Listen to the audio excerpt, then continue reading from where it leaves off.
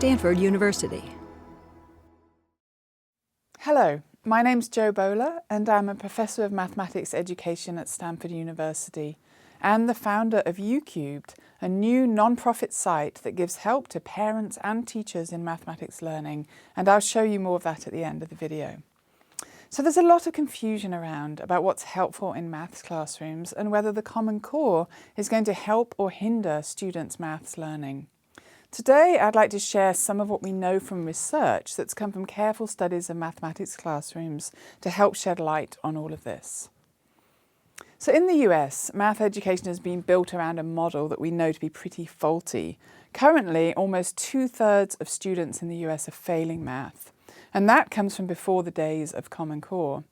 Some data that shows this clearly comes from two-year colleges. About 50% of students are in two-year colleges currently. 60% of them are placed into remedial math classes when they get there, basically repeating the math they took in high school. And even worse, only 25% of them pass. The rest fail or drop out and end up with no college degree. So math is the end of the road for them. We know that this is not because the students are lacking in any way. There is no such thing as a math gene or a math gift.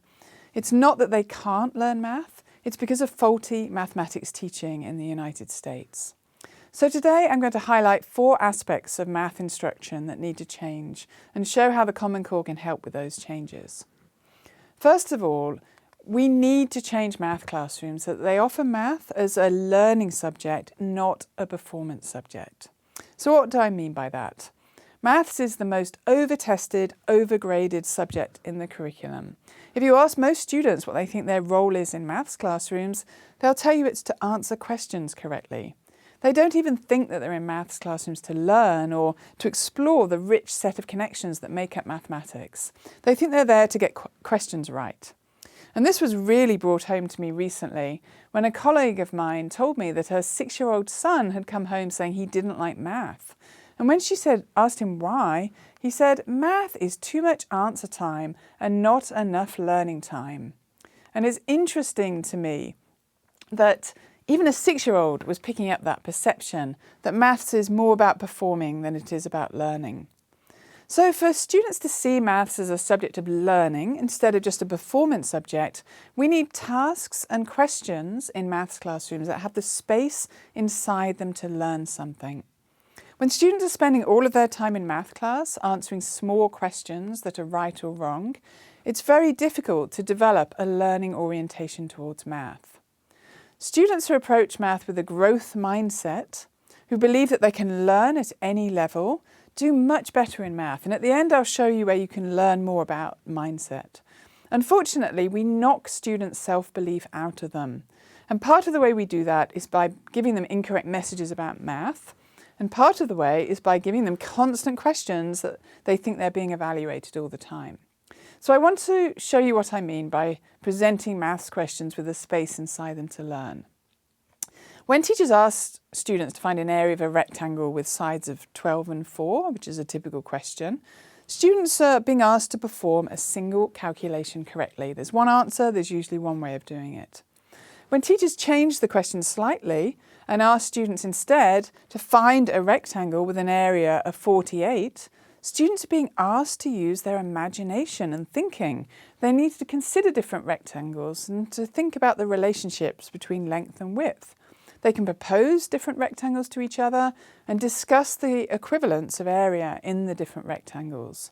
So in the first example, students were answering a question on area. In the second, they're learning about rectangles, about dimensions and area. So if a maths question doesn't have the space inside it to think and learn and discuss, then its potential as a learning task is very limited. Here's a second example. It comes from a math task designed by Ruth Parker. So I'd like you to really think about this question of how you see the shapes growing. You'll see that there are extra squares in each case. Where are they coming into the case? So I'm not asking you to think about numbers or to think about an algebraic expression, but visually, where do you see the extra squares coming when we move from one case to the next? So when we give students a task like this and they have to think about the growth of the function, they dive in and they're excited to show their different ways of thinking. It prompts levels of engagement that we rarely see in maths classrooms. Here are some different ways students can visually see the shapes growing, and you may have used one of these. My Stanford undergraduates and teachers I work with have started to give the different ways names. So many people see the shape growing by squares coming down on top, and my students have called this the Raindrop Method. Each time new squares come down like raindrops. Other people see it as what they call the bowling alley. It's like a row of pins coming in at the bottom, and each case has an extra row. Another way many people see it is what somebody's called the Volcano Method. So they sort of look at that central column and see that it goes up and kind of encourages the other squares out. And we can see the Volcano Method there. And then a fourth way that's really interesting is what I would call the square method. If you look at the first case, it's the best way to see this. If you move that red square and put it into the corner, you'll see you have a 2x2 square there. So some people see the shapes growing as growing squares. Now, I could have asked this question in a different way. Instead of asking you how you visually see it growing and where it grows to, I could have asked you the typical question, how many squares are in the 100th case? But when we ask the task in that way, this is what happens.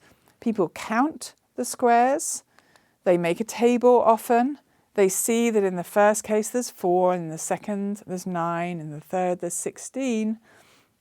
And after some time they'll eventually see that the function is growing as n plus 1 squared. And they'll say, I've got an answer, it's n plus 1 squared. Now, there's not a lot of space there to think differently. It doesn't recognize different ways of seeing it. And actually, the function we see there, n plus 1 squared, is a quadratic function. And so this goes to pretty high levels. But when I ask students who aren't asked to see it visually, but just stare like this, and I ask them, why is it squared? Why do you think that's squared? They'll usually don't know why it's squared. They don't even know what n is. So this is why it's squared. The function grows as a square, as we saw. So when we open tasks and ask students to think about how they see them and to talk with each other, the opportunities for learning are increased. When I give this task and ask students to consider it visually as they think about the expression, many more of them can come to understand what n is, they understand how this quadratic function grows, and they learn algebra with meaning. So this type of task is what I call a low floor, high ceiling task. It has a low floor, anyone can approach it and see how the squares are growing. But it has a very high ceiling. Students can take it to higher and higher levels and, investigate the quadratic function. They can also extend the task. Tasks such as these are perfect for extending and taking to new realms. If further challenge is needed, open, rich maths tasks can be adapted by students themselves and pursued to even higher levels. So I recently taught a class of low-achieving summer school students. They'd been made to come to summer school by their schools. They were 7th and 8th graders and they didn't want to be there. On the first day they had their heads on the desk, they looked really fed up, they had hoods up. And my graduate students and I taught them algebra through rich and open tasks such as the ones I've shown you.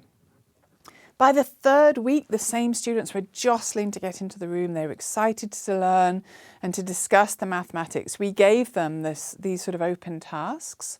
And by the end of 5 weeks, they achieved at significantly higher levels on formal tests of algebra. We need tasks that encourage learning in maths classrooms and to move away from maths as a performance subject with lots of short questions.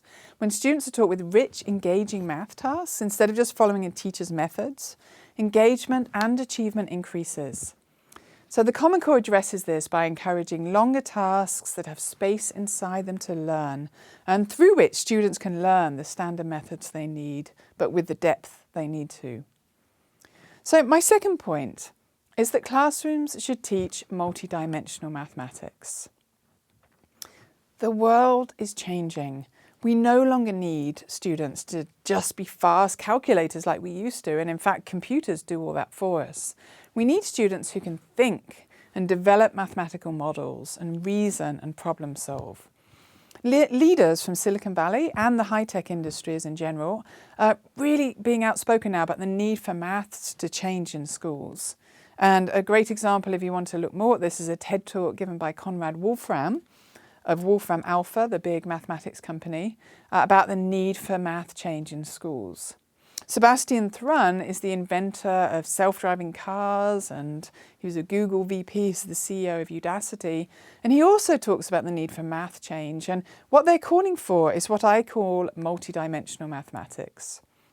So one-dimensional mathematics is what you see in a lot of classrooms. The teachers explain methods, students repeat them. Some students are good at that, some students aren't, everybody usually knows. Some students can do it, but they just disengage because it's not very interesting. Multidimensional math is when teachers say, well, let's think about what mathematics is more broadly. A mathematician has to ask a question that is the first thing, a good mathematical question. They form models, they reason their way, they problem solve, they communicate in different ways, they connect ideas, and so on. These mathematical ways of working, the broader mathematics, is what's valued and taught in the high-performing countries in the world, but has been left out in the United States for a long time. So this is what Sebastian Thrun says about mathematics. He says, for many kids, math provokes an allergic reaction. Yet it's perhaps the single most important skill to have if you want to find a job in Silicon Valley. To me, math is all about problem solving, reasoning, using intuition and making connections. It's not about memorizing formulas. The world is mathematical, and I'm excited to see so much innovation in the teaching of math. I believe every student deserves to be a math hero, and I believe every student has the potential. So these mathematical ways of working now represented in the Common Core, in the practice standards, and the tasks that I've talked about, the rich open task, encourage these ways of working. My third point is all students should be encouraged to take math to the highest levels that they can. So we should be allowing all students to work and extend work. Tracking in schools is based on the idea that we can categorize students and teach them then in the same way and at the same pace. This is problematic, and studies of tracking show that, first of all, many students are misplaced, but also that it results in lower achievement overall. Students all have different needs at different times, and they need different learning opportunities. But it's faulty to think that we can just accurately pre-decide what students are capable of and then teach them all in the same way. Most of the student grouping that's used in schools in the US is very crude, and it limits students. It limits their achievement, those at the low and the high achievement ends. What we should do instead is provide students with rich mathematics tasks that they can extend in different directions and take to different levels. When we do this in classrooms, the high achievers just take off and hit the roof because they can take them anywhere, and the low achieving students start working at higher levels. Having kids mixed together in groups doesn't bring down the high achieving students, it works in the opposite way and brings up the bottom. So the task we looked at, the quadratic function task, is an example of a task that everybody can start thinking about the shapes, but that some students can take to very high levels. There's a lot of research evidence showing the negative impact of tracking for students of all levels. Experimental studies where they've followed students in tracked and untracked groups show higher achievement for students in the untracked groups when they're taught well at all levels. And countries that top the world in achievement, countries as different as China and Finland, don't use the very crude methods of tracking as a way of providing different learning opportunities for students. So in response to the research evidence we have on tracking and also the opportunity to plan students' math courses through the new Common Core, some school districts are taking away advanced classes in the early years and the corresponding low classes that some students end up in forever, and teaching differently to enable all students to work at high levels for the longest possible time. In San Francisco, for example, the school board recently voted unanimously to remove any advanced classes until 10th grade after they studied the research evidence, to give students the best opportunity to excel before then. This has caused some anxiety in that and other districts that are doing similar things, with parents of the high-achieving students in particular worrying that they will no longer be able to excel. This anxiety is misplaced, and if we look at San Francisco's course placement map as an example, we can see that students can excel and go on to calculus, including BC calculus, just as they could before. Some districts have also changed from the traditional course sequence of algebra, then geometry, which is only used in the US, teaching instead what's called integrated mathematics, which the rest of the world teaches. Integrated maths provides the opportunity for algebra and geometry to be combined, which means the most interesting tasks can be used that aren't made artificial or narrow so that they fit into separate content areas. So a placement from one of the districts in San Diego, Vista Unified, shows the way students can progress through the integrated sequence and still reach BC calculus.